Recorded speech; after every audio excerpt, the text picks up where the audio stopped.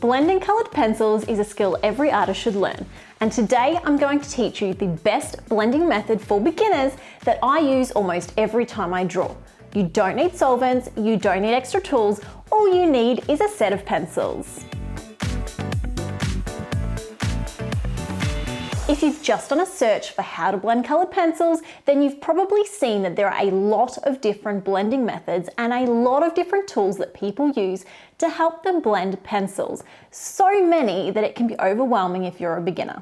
When I first started coloring, I did a similar search. And as a result, I bought myself some baby oil, some blending pencils, and a burnishing pencil, but I didn't know how to use any of them. And honestly, I haven't used them. Instead, I ended up learning a very simple method that I still use to this day in 90% of my drawings. And that's the method I'm going to teach you today. Before we jump in, please take 2 seconds to like this video and press subscribe because my next video is going to be one you don't want to miss. I'll be testing out all of the pencils I've been hunting down over the past few months. I've got 25 brands lined up, including Prismacolor, Faber-Castell, Caran d'Ache, Derwent, Arteza, Crayola, Uniposca, Holbein, Lyra, Chameleon, Black Widow, Castle Art, Spectrum Noir, and more. I'll be testing their quality, their price, their color range, and everything else to bring you the ultimate colored pencil reference guide. So make sure you subscribe so you don't miss it. I'm going to jump right into our tutorial and show you how I blend colored pencils, and then I'll take you through some bonus tips to help you create beautiful gradients every time you color. This method is known by many artists as the layering and burnishing method. It is the best method for beginners and it is the first method you should learn. In fact, you need to learn this method before learning any other method of blending, because this is the foundation for almost every other blending method, including using solvents, blending pencils, or other blending tools. This method involves using light pressure and lots of layering and overlapping between colors to create your gradient. You can do this with as few or as many colors as you like, but it's important to choose the right colors, which I'll talk more about soon. Generally, wax pencils like the Prismacolors are easier to blend than the oil-based pencils because they are naturally creamier. Today, I'm using Prismacolor Premier soft core colored pencils. These are a wax-based coloring pencil and are great for blending, especially for beginners, but you don't need to have expensive pencils to create blends like this. I previously compared these Prismacolors to 7 other more affordable brands to see how well they performed, and I was really surprised at how well some of the cheaper brands were able to blend together. The main thing to keep in mind is that cheaper brands will sometimes take more effort and more patience to produce the same results, compared to the higher quality and more expensive pencils. In the same way, while it is not essential, it also helps to have artist quality paper. I'm using Strathmore Bristol 300 series today because I've seen it recommended by many colored pencil artists. When using the layering method, there are a few important tips to help produce the best results. First, always keep your pencils sharp. As with almost any drawing or coloring you do, a sharp pencil is the key to great results. It allows the pigment to get into the deepest parts of the paper and reduces the grainy appearance. It also makes it much easier for you to control the pressure and create smooth gradients, which brings me to my next tip. With both wax and oil-based pencils, light pressure is key to creating a smooth transition between your colors, especially when you first start working on your gradient. Wax-based pencils tend to be a bit more forgiving, which is why I think they are a better choice for beginners when it comes to blending, but they still require you to control the pressure and work lightly if you want to create a smooth blend. If you're finding it hard to keep your pressure light, hold the pencil further back instead of close to the pointed end. As you do more layers, you'll need to add a bit more pressure, but we'll talk more about that shortly.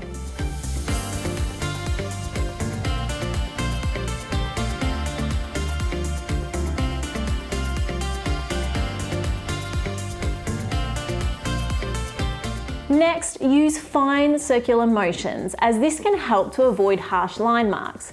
This isn't essential, but it definitely helps to reduce any obvious lines, especially if you carefully overlap the circles as you go, as you can see I'm doing in this example. Even when I'm working more in straight lines, I'm still keeping a slight circular motion instead of creating sharp corners by moving back and forth.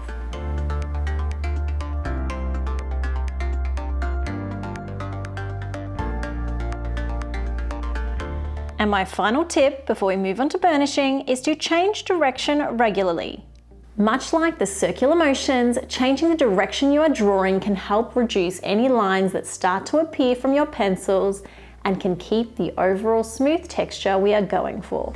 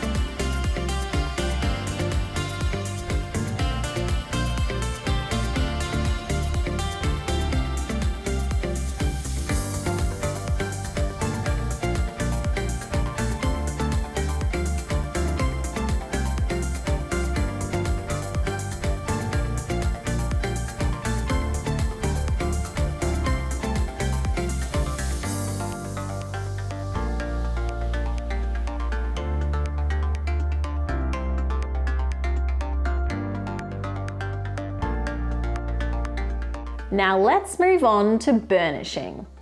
Burnishing is the same as layering, but this time we are applying more pressure to flatten the tooth of the paper. Burnishing should always be the final step in your drawing. Once you've used hard pressure with your pencils, it is nearly impossible to add any more layers of pencil on top, because the tooth of the paper, that is the paper's texture, gets flattened in the burnishing process and can't take in any more of the pencil's color. The benefit of burnishing is that it removes all the extra white that you see on the page and it creates a beautiful, smooth gradient without the need for solvents or other blending tools. As we finish up, if you find that there is any extra wax buildup on your page from the pencils you are using, you can remove this with a tissue or a makeup brush.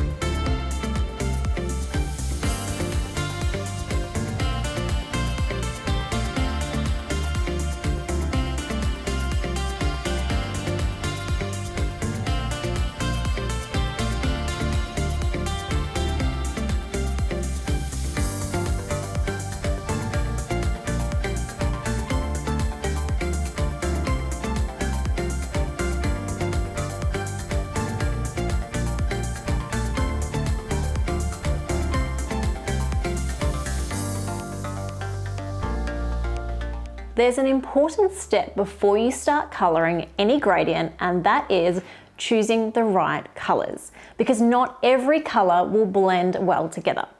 Ideally, you want to choose colors that are as close together as possible. Some obvious examples would be a light and dark green, or a light and dark brown. But some of the most stunning gradients are a little more adventurous in their color combinations. So I wanted to show you how you can choose those colors with confidence using a color wheel. If you've watched my short Color Theory for Beginners video, you may remember I talked about analogous colors. These are the colors that are next to each other on the color wheel. I have some examples here from my Color Theory booklet that's available on my website. I'll pop a link below in the description. These color combinations can make for really interesting gradients. Let's take a look. So I've just quickly chosen some colors that I think will match this particular gradient. So I just want to show you how when we use these colors that actually sit together on the color wheel, how good they can actually look together in a gradient. So I'm pretty happy with these colors that I've got here. Let's have a look if we actually just do a really quick gradient. I'm just gonna rush it, but let's just see how well they actually look together if we put them on the page. Now I'll do a second gradient as well, where I'm going from a dark green through to a medium, then a light green, and then I'm going to a yellow and then to an orange. Now, as I'm doing this one, there is a bit of a jump from the green to the yellow, and look, I am rushing this. I'm only doing a couple of layers. I'm pretty much ignoring all the advice I just gave you on doing gradients. But the good thing is, like I've said earlier, wax-based pencils, especially high quality ones like the Prismacolors, are quite forgiving. And as you can see, it takes very little effort to get a good blend when you're using good quality pencils. If you're wanting to get a better quality blend between two colors like this green and this yellow, your options are to either take a bit more time and do more layers, or to actually pick some transitional colors in between. So pick another yellow in between the green and the yellow, or a lighter green that's a bit more of an in-between color, like a bit of a lime green or a greeny yellow that's a bit more halfway. Either way, you can see both of these options create really pretty gradients, and they're gradients that don't just have one color, like a dark to light green. They're gradients that cross over a bunch of colors, which I think makes them look so pretty, like a rainbow, but not just a standard rainbow, because you can incorporate all kinds of different colors by doing this analogous color scheme, and it's really, really cool. But because I love colors and I love being creative and I just can't help myself, I want to take it a step further and teach you how to actually get even a little bit more creative. That if you have any two colors, I want to teach you how to turn them into a gradient without making it look muddy or gray, how to actually work out using a color wheel, how to make that gradient look good. So for this example, I have pulled a page from my color catalog, Prismacolor Companion. So this is an addition to the color catalog that you can get. And I've chosen this palette in the top corner because if we compare this to our color wheel, which again, this is from the other booklet, these colors in this palette here are all over the place on the color wheel. We've got some blues, which are over here. We've got a pink, which is all the way over here. We've got a bit of a yellowy orange, which is here. And then we've got this green, almost a greeny teal color, which is kind of the blue-green sort of here. So we've got two colors around here, we've got a color here, and we've got a color here. Now, with everything we've just learnt, that's probably not going to blend together well if we just jammed those colors together. In fact, I will show you, because what happens is when you try and blend two colors together that end up crossing over the color wheel, it actually creates gray. So when we mix what we call complementary colors, and you'll know what that means if you watch that color theory video, when we mix something like red and green, or we mix our yellow and our violet, or we mix our orange and our blue, that is how we make a gray color. That's why sometimes when you mix a red and a blue, if your red and your blue aren't quite the right red and the right blue, they don't make purple, they end up making like a muddy color. It's because they've brought in too much gray, because they're kind of crossing over the middle of the color wheel more than they're supposed to. So when it comes to our gradients, this can be the difference between creating a beautiful, colorful gradient, like those ones we just showed you, and creating a muddy, ugly gradient. So I've grabbed the pencils written in the color catalog companion for this color palette and arranged them in the order that go around the color wheel, because hopefully that will help them to blend more naturally together. So I'm going from yellow to pink, which will probably create a bit of a red or orange color in between as they mix together, and then from pink to the blues, and then to the greeny blue teal color, then back to the yellow. I would usually only choose 2 or 3 of these colors instead of the full color palette to create a gradient, but this is just an exercise to show you that we can blend any colors together.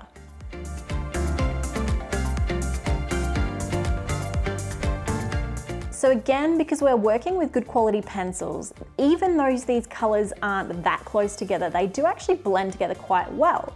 But if you look closely, you can see that areas like this yellow, orange, and this green are creating a bit of a muddy color. And that's because if we look at our color wheel, they're actually not side by side. They do cross over the center of that color wheel just slightly.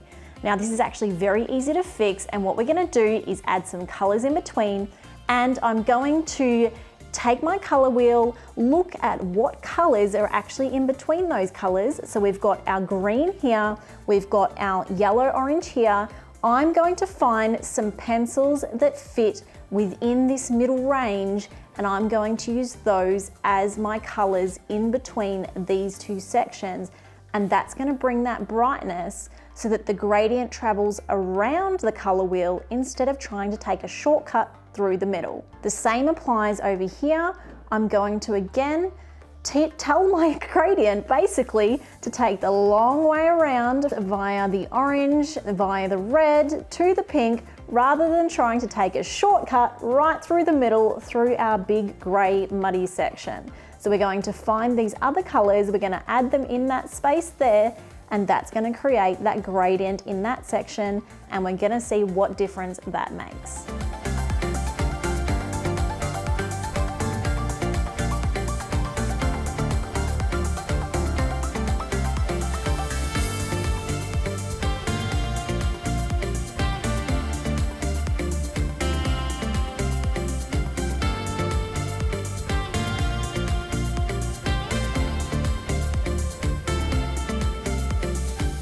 As you can see with both of these examples, adding the extra colors gave me a lot more options, and it's really brightened up the gradient, and it's just really bumped up that color.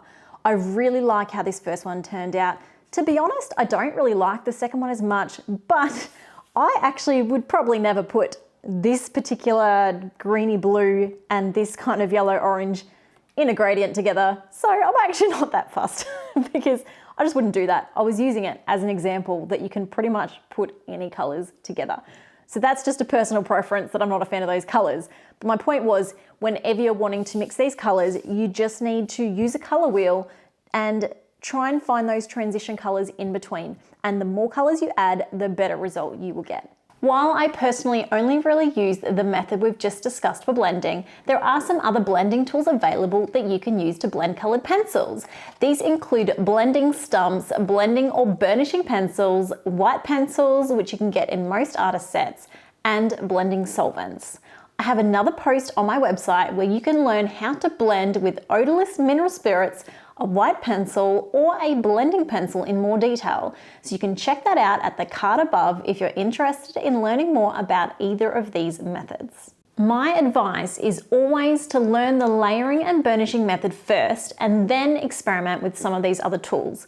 These tools will help, but they will not create a gradient for you unless you've already learned the basics of blending without them.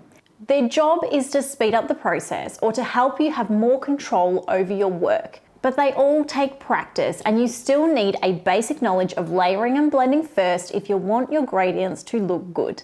My advice is to learn the method I've taught you today first, and then learn these tools after you can successfully create gradients without them. Now, I've used Prismacolor pencils in my example today, which are a wax-based pencil, so I wanted to quickly take a moment to discuss oil-based pencils too. Generally, wax pencils like the Prismacolors are easier to blend because they are naturally creamier.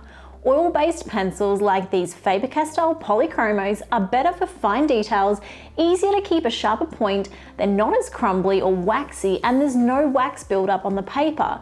And they are a favorite for many artists, but they don't blend together quite as easily as the wax pencils. They take more layers and more patience. Wax pencils tend to be a lot more forgiving, which is why so many beginners like them. Personally, I think it's great to have a combination of both in your collection, if you can afford to do so that you can use your wax pencils for your backgrounds and gradients, and then the oil-based pencils for your details.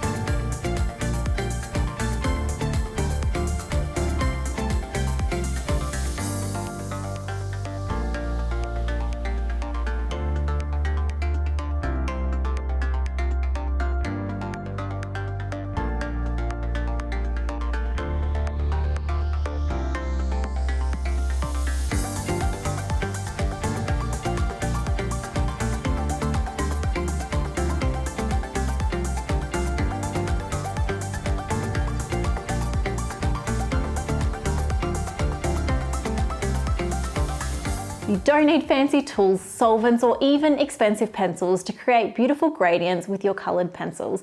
You just need pencils, paper, patience, and practice. And if you'd like to go through these tips again, I've included everything we've talked about in a blog post on my website, along with links to the color catalog you saw earlier and the tools I'm using. So make sure you check that out. If you found this video helpful, please comment below and remember to subscribe. In my next few videos, I'll be testing 25 different popular pencil brands to find out which are the best for adult coloring, which are the best value, and which are the best for beginners.